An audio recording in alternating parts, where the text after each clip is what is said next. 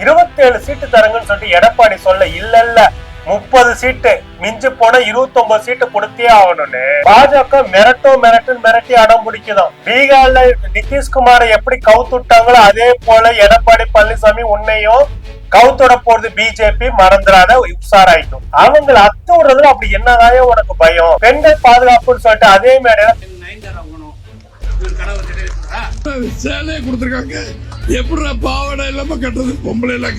பெண்களை கேவலமா பேசுறதுதான் உங்களோட நாகரிக அரசியலா? சிவி சண்முகம் முதல் எம்ஆர் விஜயபாஸ்கர் வரைக்கும் காரி துப்புறாங்க மக்கள். பாஜக உண்மையான டார்கெட் திமுகவே இல்லைங்க, அண்ணா திமுக தான். அது என்ன ரகசியம் இந்த வீடியோல முக்கியமான டர்னிங் பாயிண்ட்ல பாக்கலாம். பாஜக ஒரே கல்ல 2 மாங்க அடிக்கலான்னு பாக்குது. ஒண்ணு அதிமுக காலி பண்ணணும், இன்னொன்னு விஜய வச்சு ஓட்டம் பிரிக்கணும். இந்த விஷயம் கொஞ்சம் இந்த வீடியோ முழுசா பேசியிருக்க. மறக்காம மை சென்னை 360 சேனலை சப்ஸ்கிரைப் செய்து வீடியோவும் உங்க நண்பர்களுக்கு ஷேர் செய்ய மறக்காதீங்க தோழர்.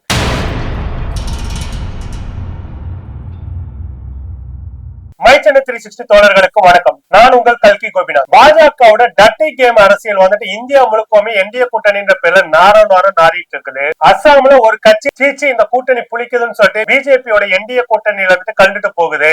புதுச்சேரியில என்ஆர் காங்கிரஸ் எங்களை ஆல் அவுட்டா போதுண்டா சாமின்னு ஓட பாக்குது. தமிழ்நாட்டுல என்னன்னா பிஜேபி அதிமுகவோட சீட்டுக்காக மல்லு கட்டி நிக்குது. இதுல தற்கொலை விஜய்க்கு ஒரு பக்கம் சிபிஐ வச்சு மட்டும் இல்லாம தேர்தல் ஆணையம் மூலியமாவும் குடைச்சல் கொடுக்கிறது பிஜேபி தயாராயிடுச்சு. பாஜகவோட அடாவடி டிமாண்ட் என்ன தெரியுமா? அதிமுக அதிக ஓட்டுகள்ல ஜெயிச்ச 29 முக்கியமான தொகுதிகள்ல அதிமுக பாஜகவுக்கு விட்டு தரணும். திமுகவே காங்கிரஸ்க்கு வெறும் 28 தொகுதி தான் கொடுத்திருக்கிறாங்க. ஆனா தமிழ்நாட்டை ஆண்ட கட்சி 1 கோடி தொண்டர்கள் இருக்கக்கூடிய கட்சின்னு சொல்லிட்டு மார்த்தற்ற அதிமுக இன்னைக்கு கட்சி ரீதியாக பலமாகவே இல்லாத. அதாவது பாத்தீங்கன்னாக்கா அண்ணாமலை சொல்லலாம் பிஜேபி நான் வளர்த்துட்டேன் அப்படின்னு சொல்லிட்டு மாவுமான் கதை மாதிரி தான் வந்துட்டு பிஜேபி வளர்ந்துருச்சு சொல்லிட்டு கதை விட்டுட்டு இருக்காங்க. பிஜேபி இங்க எங்கேயுமே வளர கிடையாது. அது இன்னும் ஒரு சப்ப கட்சியா தான் இருக்கு. அப்படிப்பட்ட அந்த சப்ப கட்சிக்கு அதிமுக 27 சீட்டு வரைக்கும் கொடுக்க நாங்க ரெடின்னு பேரம் பேசுறது ரொம்ப அசிங்கம். சிங்கிள் டிஜிட்ல கூட போட்டி போடுறது தகுதி இல்லாத கட்சி சிங்கிள் டிஜிட்ல போட்டி போட்டாலுமே அதை ஓட்டு வாங்கி ஜெயிக்கிறதுக்கு ஒட்டுமொத்த இந்தியாவில இருக்கக்கூடிய அத்தனை தலைவர்களும் இறக்கி அவங்களுக்கு தேர்தல் நாளை பார்த்தா ஜெயிக்கிறது ரொம்ப கஷ்டமான கட்சி.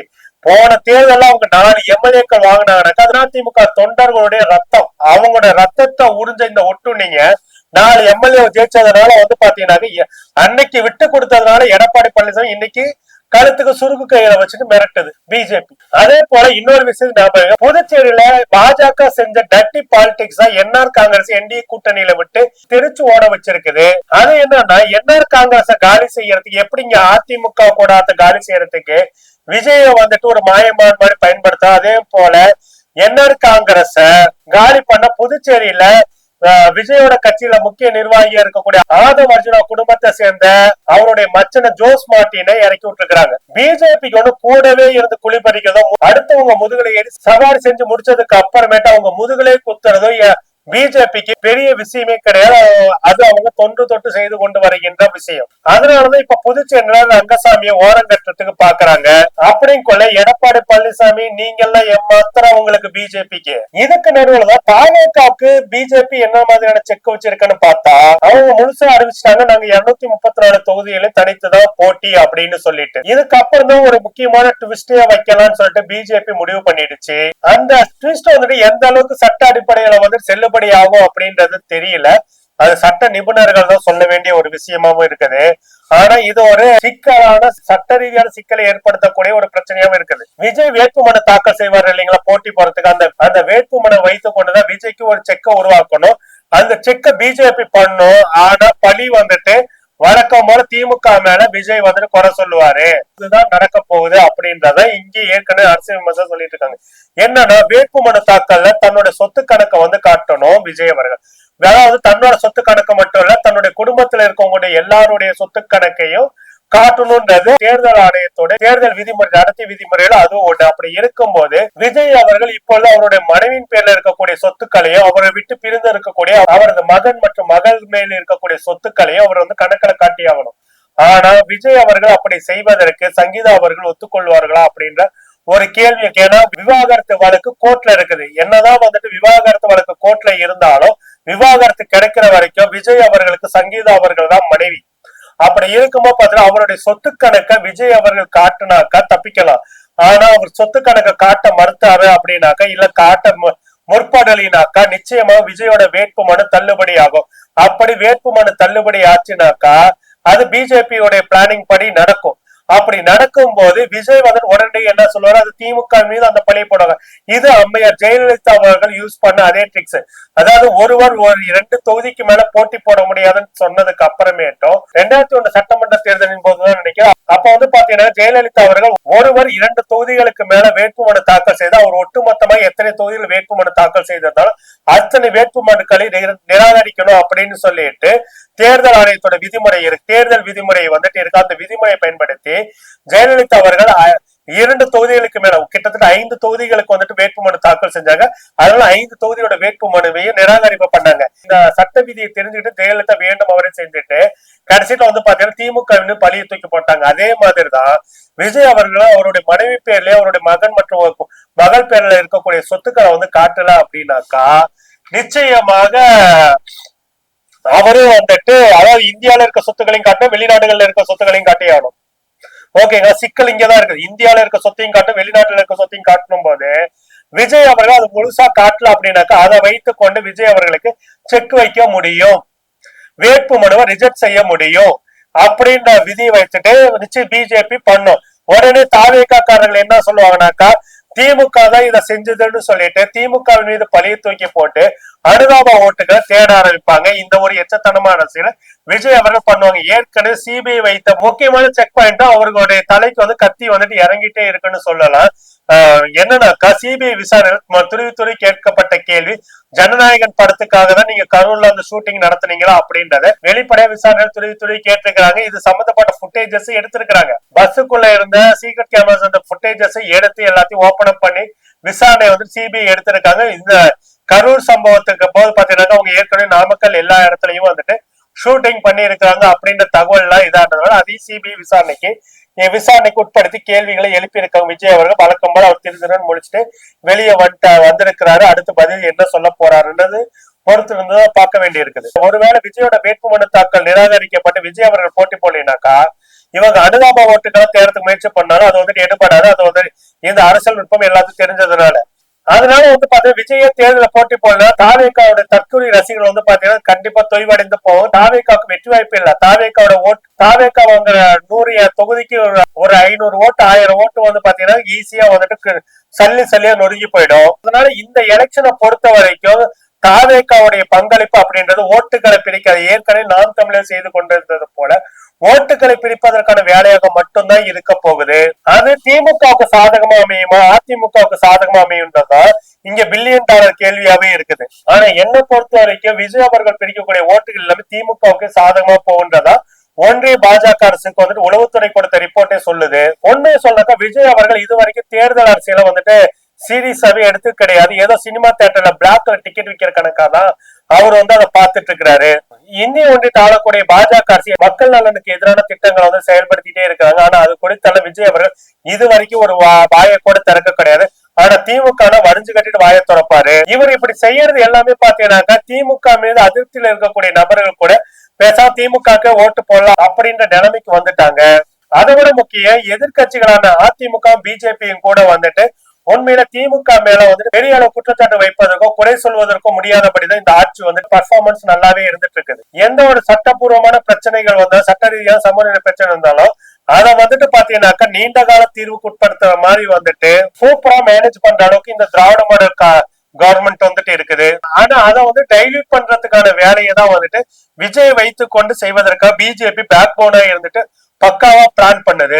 ஆக மொத்தத்தில் திமுக அதிருப்தி ஓட்டுகள் எல்லாமே வந்து பாத்தீங்கன்னாக்கா இன்னைக்கு எல்லாமே ஒட்டு மொத்தமா சல்லியா சிதறும் போது திமுக கூட்டணியுடைய வெற்றி வாய்ப்பு மிக அதிகமாகவே இருக்குது. ஏற்கனவே சொன்ன மாதிரி விஜய் அவர்கள் வேட்புமனுவில் அவருடைய மனைவியோட சொத்து கணக்கு உள்நாடு வெளிநாடு சம்பந்தப்பட்ட அனைத்து சொத்து கணக்குகளையும் காட்டியாகணும். கோர்ட்ல விவாகரத்து வழக்கு நடந்துகிட்டு தான் இருக்குது. மனைவியோட சொத்து விவகாரத்தை விஜய் அவர்கள் மறைச்சாருனாக்கா வேட்புமனு தள்ளுபடி ஆகும். அதனால தாவேக்கா வந்துட்டு கண்டிப்பா ஓட்டு பிரிக்கிற மிஷினா தான் இந்த தேர்தல பர்ஃபார்ம் பண்ண போகுது. இது வந்துட்டு என்டிஏ கூட்டணிக்கோ இல்ல வந்து திமுக கூட்டணிக்கோ சாதகமாகுதா பாதமாதான்றத விட விஜய் அவர்களுக்கு மிகப்பெரிய பாதகமாகவும் பின்னடைவாகவும் அமையும். உண்மையை சொன்னாக்கா விஜய் அவர்களை சாதாரண மக்களோட உயிரோட விளையாடிட்டு அதை ஷூட்டிங்காக பயன்படுத்துறது எந்த வகையான அரசோ இதெல்லாம் ஒரு பக்கம் இருக்குமோ இன்னொரு பக்கம் அதிமுகவுடைய சேர்ந்த முன்னாள் மாண்புமிகுகளுடைய பேச்சுகள்லாம் பாத்தீங்கன்னா இன்னைக்கு தமிழ்நாடு முழுக்கமே வந்துட்டு காரி துப்புற அளவுக்கு போயிருக்குது. கிட்டத்தட்ட வந்து பாத்தீங்கன்னாக்கா பெண்களுக்காக முழு பாதுகாப்பு கேட்டு போராட்டம் பண்றேன்னு சொல்லிட்டு இவங்க பண்ணதெல்லாம் பெண்களை இழிவுபடுத்துற வேலையா இருக்குது. இதெல்லாம் பாத்தீங்கன்னா அந்த கட்சியில இருக்கக்கூடிய மூன்றாம் தர பேச்சாளர்களோ இல்ல மற்ற கட்சியில இருக்கக்கூடிய மூன்றாம் கட்ட பேச்சாளர் இவர்கள் பேசியிருந்தா யாருமே இதை பத்தி கேள்வி எழுப்பப்படுது. ஆனா இது முழுக்க முழுக்க பேசியது யாருன்னாக்கா முன்னாள் மாண்புமிகுகள் சட்டமன்ற உறுப்பினர்கள். அப்படி இருக்கும் போது இவர்கள் வந்துட்டு எந்த அளவுக்கு அருவருப்பான மனிதர்களா இருக்க இவங்களெல்லாம் ஏன்டா ஜெயலலிதா அம்மையார் பேசாமலே வாயை மூடி அடக்கி ஓரத்துல உட்கார வச்சானுங்க. இவனுங்களோட இந்த லட்சணம் எல்லாம் வெளியில வந்துட்டு அசிங்கப்பட்டு போகும் கட்சின்னு தான் அந்த அம்மையார் பேசாம வச்சிருந்திருப்பாங்க. ஆனா இன்னைக்கு வந்து பாத்தீங்கன்னாக்கா அவுத்து விட்ட நாய்களாட்டம் வந்து பாத்தீங்கன்னாக்கா கண்டபடி இந்த நாய்ங்க எதை பேசணும்னு தெரியாம கண்டபடி குறைச்சிட்டு இருக்குதுங்க. அதுல குறிப்பா சி.வி. சண்முகத்துக்கு வந்து கனவு கண்டுட்டு நடிகை வராங்க, அந்த நடிகையோட சேர்ந்து இருக்கணுமாமா. இதே வந்து நிறைய பேர் திமுக சிவாஜி கிருஷ்ணமூர்த்தி பேசுற சிவாஜி கிருஷ்ணமூர்த்தி திமுகவுடைய பேச்சு மூன்றாம் கட்ட பேச்சாளர் தான். அவர் பேசுறதெல்லாம் பேச்செல்லாம் பெருசா எடுத்துக்கொள்ளவே கூடாது. ஆனா சி.வி. சண்முகம் முன்னாள் மாண்புமிகு சட்டத்துறை அமைச்சர். நாங்க என்ன கேட்கா சிவாஜி கிருஷ்ணமூர்த்தி பேசுனது சரியா அப்படின்னு கேட்டீங்கன்னாக்கா சி.வி. சண்முகமும் சிவாஜி கிருஷ்ணமூர்த்தி ஒரே கேட்டகரினாக்கா சி.வி. சண்முகம் அமைச்சரா இருக்குன்னு தேவையில்ல. சிவாஜி கிருஷ்ணமூர்த்தி என்னைக்கு எம்எல்ஏவா திமுக நிக்க வைக்காது.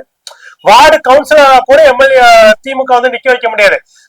சி.வி. சண்முகத்தையும் கவுன்சிலர் பொறுப்பை கூட நிக்க வைக்காம இருந்துட்டு சி.வி. சண்முகத்தை போதல் நீ என்ன வேணா உணருன்னு சொன்னாக்கா ஒத்துக்கலாம். சிவாஜி கிருஷ்ணமூர்த்தி சி.வி. சண்முகம் ஒண்ணுன்னு சொல்லிட்டு. ஆனா அப்படி கிடையாது. சி.வி. சண்முகம் முன்னாள் மாண்புமிகு அமைச்சராக சட்டத்துறை அமைச்சராக இருந்திருக்கிறார். ராஜ்யசபா எம்பியா இருக்கும் போது சி.வி. சண்முகமும் சிவாஜி கிருஷ்ணமூர்த்தி எப்படி சமமாகுவாங்க? சிவாஜி கிருஷ்ணமூர்த்தி பேசுனது சி.வி. சண்முகம் பேசுனது சப்ப கட்டிட்டு சிவாஜி கிருஷ்ணமூர்த்தி பேச்சு எடுத்து போடுறீங்க, சைதை சாதி கண்ணனோட பேச்சு எடுத்து போறீங்கன்னா இதெல்லாம் எந்த விதத்துல இதா இருக்கு? அப்படின்னாக்க உங்களுடைய முன்னாள் மாண்புமிகுடைய லட்சணம் இவர்கள் லட்சணத்தோட ஒத்து போகுதா அப்படின்றத மட்டும் சொல்லுங்க.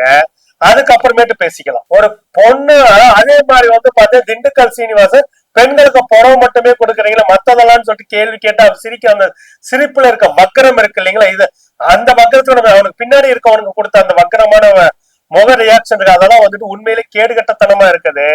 அதே போல எம்.ஆர். விஜயபாஸ்கர் ஒரு பொண்ணை வந்துட்டு மேடைக்கு பக்கத்துல இருந்த ஒரு பொண்ணை பெண்களை காட்டி உருவ கேலி பண்றாரு, பாடி ஷேமிங் பண்றாரு எம்.ஆர். விஜய். இதெல்லாம் என்ன விதமான கட்சின்னு புரிய மாட்டேங்குது. பெண்களை இழிவா பேசினா ஓட்டு வரும்னு நினைக்கிறீங்களா? வடுகட்ட முண்டுங்களா? நீங்க பேசுற பேச்சுக்கு உங்க வீட்டுல இருக்க பெண்களே முதல்ல உங்களுக்கு எல்லாம் ஓட்டு போடுவாங்களா? நான் ஓப்பனிங் சொன்ன உண்மையான ட்விஸ்ட் என்னன்னா புதுச்சேரியில எப்படி வந்துட்டு மார்ட்டினோட மகன் ஜோஸ் மார்ட்டின் வந்துட்டு பிஜேபிக்கு ப்ராக்சி, அதே போல தமிழ்நாட்டுல உண்மையிலே பிஜேபிக்கு இப்ப ப்ராக்சியா இருக்கிறது விஜய் அவர்கள் தான்.